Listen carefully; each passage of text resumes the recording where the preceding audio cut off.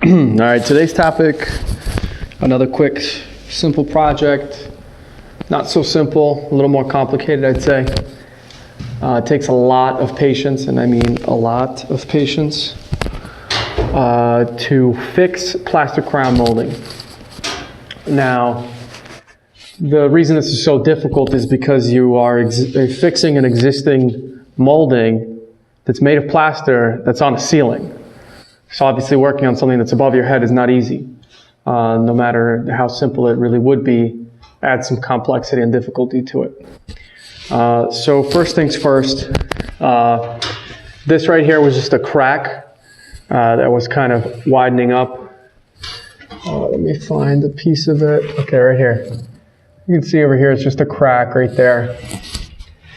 And this right here is some more cracking, but that's really just the top layer peeling off.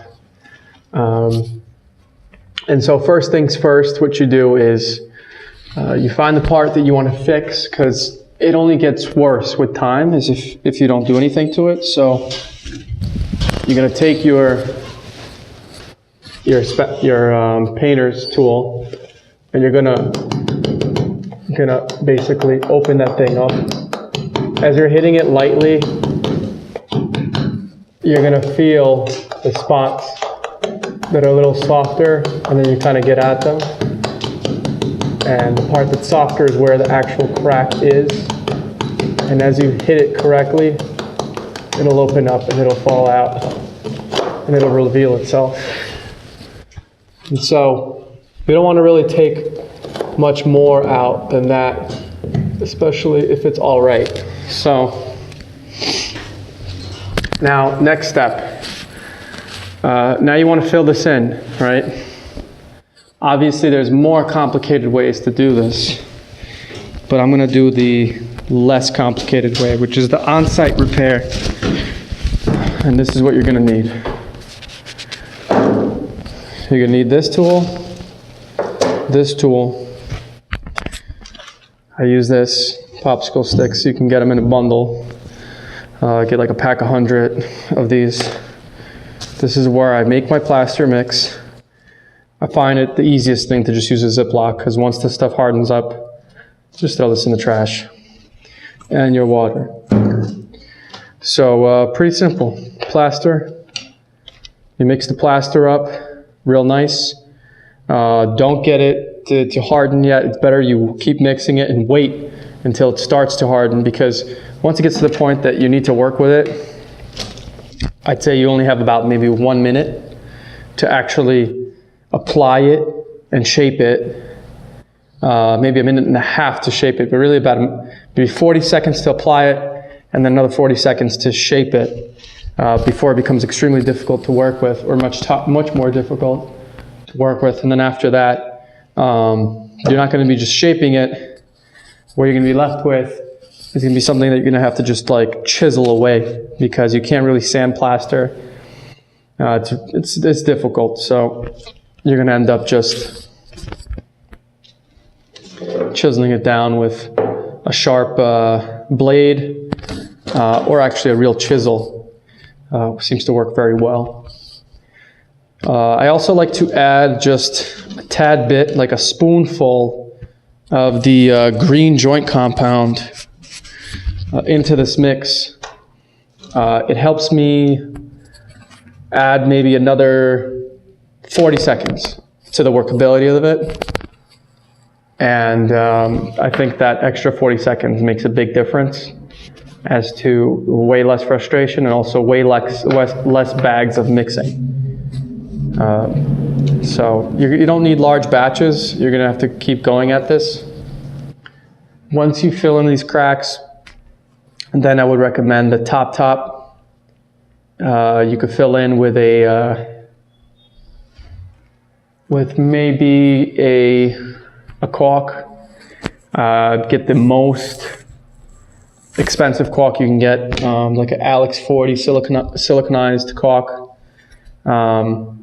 Does a pretty good job. It hardens up into an almost plaster consistency. It becomes essentially kind of like a soft plaster or a very hard rubber. And then that paints over really well, and you get a decent fix. Again, this is a fix. So restoration would involve tearing this entire corner out and putting a brand new one in there if you want this to be perfect, perfect, perfect. But even the original is not that perfect. So, and again, this thing's so high up there, you don't see really the imperfections, especially after there's going to be so many more details added into the room that are going to distract you from that. So basically, we're going to fill that up, and then we're going to shape it. We're going to end up with something that's almost complete. It's going to look like this. This was also a very large crack, and there was like a big chip here missing. And then as you shape it, you end up with an almost, decent profile. Obviously, you see that it's not done because it hasn't been carved down. And carving it down is really simple. You basically get up here with your chisel, and you very carefully cut this thing down until you get a perfect profile. And then when you paint it, it looks like it never happened. So the same process is going to go here. And I would recommend you give it a shot.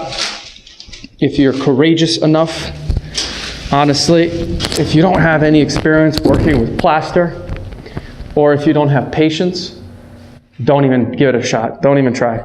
Not worth it.